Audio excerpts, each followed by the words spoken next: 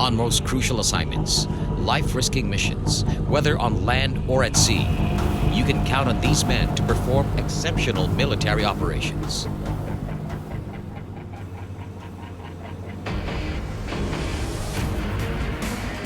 They always come prepared.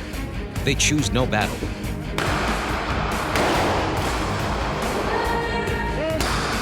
For they belong to an elite force. They are the Marine Special Operations Group, or better known as MARSOG.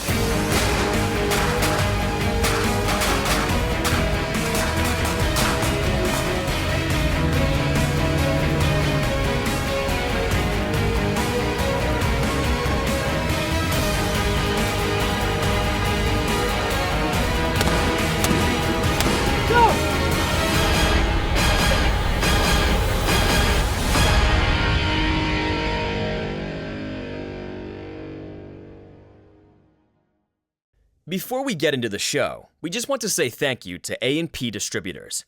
They are a full-line product supplier of military, law enforcement, and outdoor products in the U.S., and they have just launched their satellite office in the Philippines. Check out their products like Pelican cases, Vortex optics, PPSS/proof garments, Pop Shield ballistic shields, and Pepperball non-lethal technology. Be sure to check out their website at www.apdistributor.com.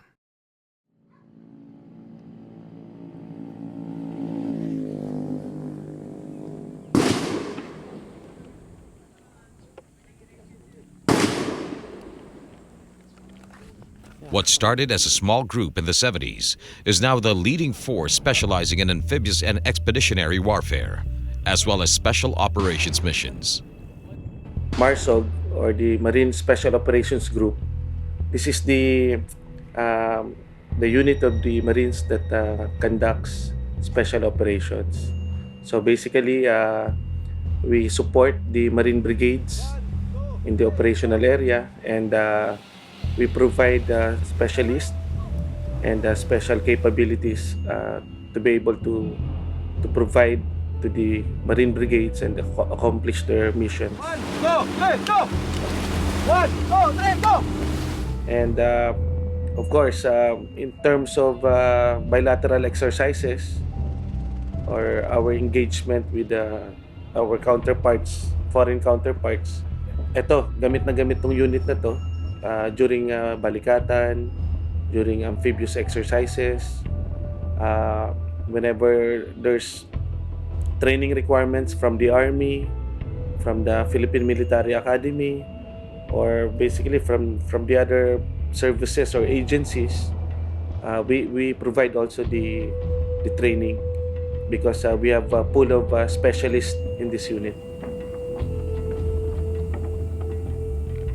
The mission of the Marine Special Operations Group is that we are responsible for preparing Marine units to conduct special operations. So we organize them, we train them, we equip them, and we deploy them to the Marine brigades or in support of the naval forces. Selection of the right personnel begins with a rigorous screening process designed to identify the right Marines. Yeah, so one basically is yung sa training, no? So that's one big effort na ginagawa namin. But we are just in support of the Marine Corps Training Center. So the training center has a special operations school wherein it caters the training requirements of this unit. And at this time, we provide the instructors that trains the candidates, those Marines who want to be assigned with the unit. A Marine enters a special military training school. All Marines are screened to ensure that the Marines joining MARSOG meet the established prerequisites for duty within the command. Everybody must go. Exercise.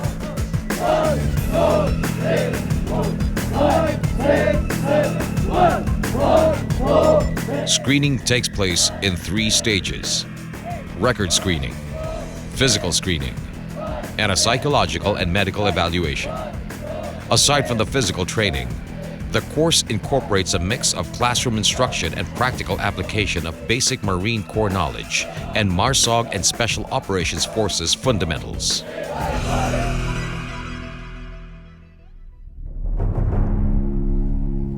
After the rigorous indoctrination at the Special Training School, the groundwork never stops. They continuously train from darkness to light, for they are molded to become Marines' finest bet. So, ito mga pinagagawa namin, no? Recruitment, training nitong mga candidates na to. They are designed to transform these Marines coming out yung basic school namin. So now, after that phase, we recruit them. So we select the best of the Marines out there for these special operations missions. And when duty calls, each assignment is like passing through an eye of a needle.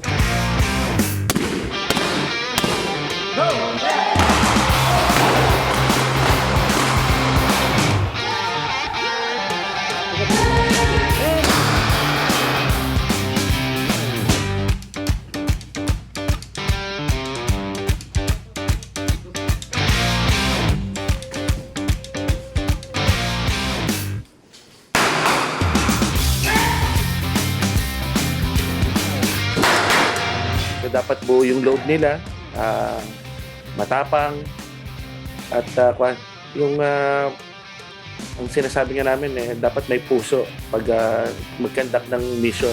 Yan. Since MARSOG Group concentrates in the reconnaissance reinforcement, they should serve as a quick maneuvering force. 1, 2, 3, go! 1, 2, 3, go! Ranging from reconnaissance, close combat, and underwater operations in support to the overall naval operations. Their amphibious capabilities are seriously enhanced. But basically, we are an amphibious infantry unit. So we just use the sea as a maneuver space, and we can prosecute missions deep inland. Since we're under the Navy, so we have naval assets. So we have amphibious ships, we have watercrafts, we have helicopters that are stationed aboard the ship. So basically yun yung difference. We can utilize yung assets ng Navy na yun.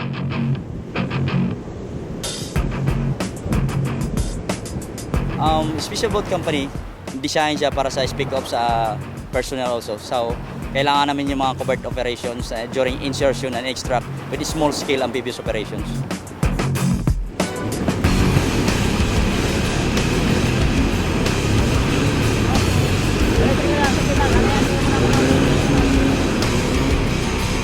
Transport namin yung speak ups, meaning the Force Recon guys, any amphibious operation, the covert operations. Yun ang trabaho namin, mag-transport.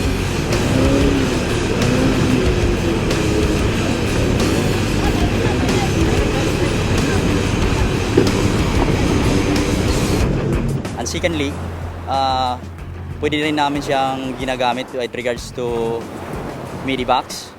At the same time, reprobations for as long as they are provided by higher headquarters and with a command direct from the commandant.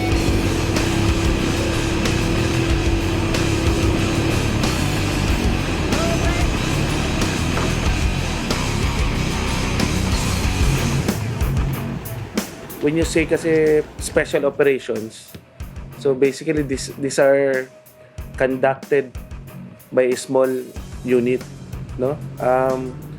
The missions are more, shall we say, high risk, since you have to operate in a small group, sometimes without the support of other conventional units, no? So that's why we give importance to the individual Marines.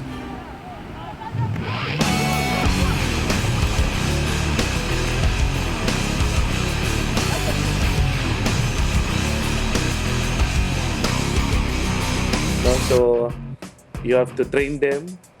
They have to be physically fit. They have to be mentally fit. They go through training na masubukan yung kakayanan nila.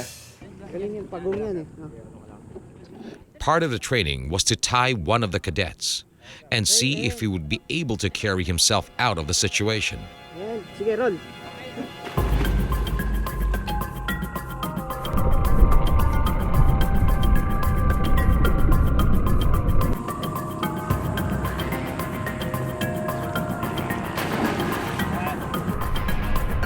Quickly, he was able to float and swim despite being twined. After all these intense training and preparation, what field assignments do they engage in? Find out when DSTV returns.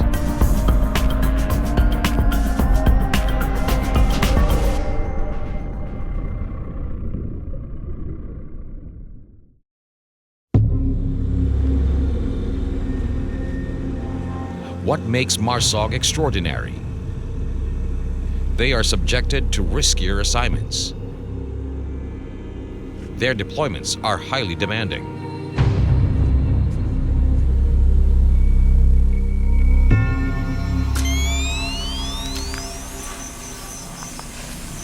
The MARSOG unit gained recognition, especially during sensitive and delicate assignments, such as kidnappings and hostage takings. Of course, yung mga front runner namin before, marami ring kwento, no? Yung mga exploits nila. Very significant nun yung yung operation ata, yung kay bata pa ata tayo nun yung kay Clarin, dating sundalo rin na naging rogue. The Marines were able to neutralize him. And in the 90s, yung lumitaw na tong pangalan ng Abu Sayyaf during yung kay Father Blanco na na kidnapping noon, and yung batang si Biel. During that operation, we were able to free yung dalawang hostages na yun.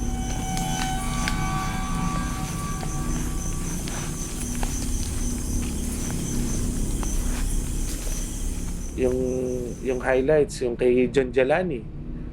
So, yung mga estudyante ng Force Recon, supported by yung Force Reconnaissance companies natin, were able to kill si John Jalani in Sulu.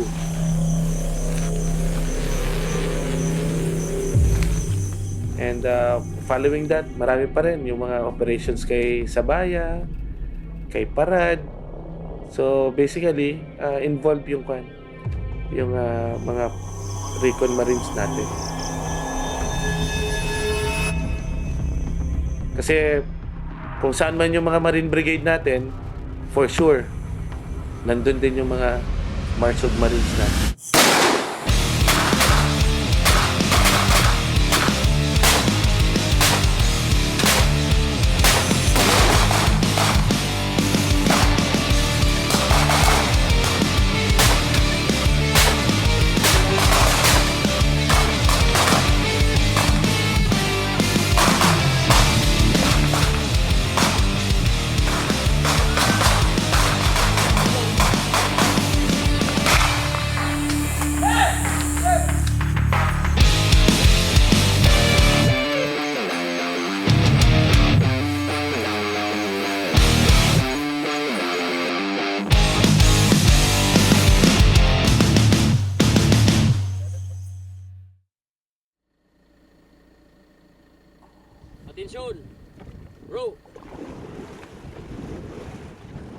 Behind every hardship, every life gambled, every successful operation, they will always carry the mission to their fore leader. Well, ang tinitingnan naming way ahead, no? one, tao. Yun ang very, very important na asset ng Marines. No? Yung personnel natin, yung individual Marines. We put a premium sa training, how we develop their yung character nila, yung personal, yung sinasabi namin personal readiness. No? Hindi gaya no na, di ba, puro training lang, puro takbo, puro kung ano-ano lang. So this time, we try to innovate also. Iba nga ngayon eh. May mga financial seminars, may mga marriage, mga counseling. Kasi, eto nga, tinitingnan natin yung individual Marine na ready siya for combat, mentally, physically. No? After doing that, eto na, yung mga equipment, no? Yung tools. This will make yung job mga Marines natin na ma-accomplish nila ng mas madali, mas effective, mas cost efficient, and of course, yung safety nila. The task of training these young men into Marines is vested upon us today. As we start training them, we will be striking the first hammer blow in forging the cutting edge of the armed forces.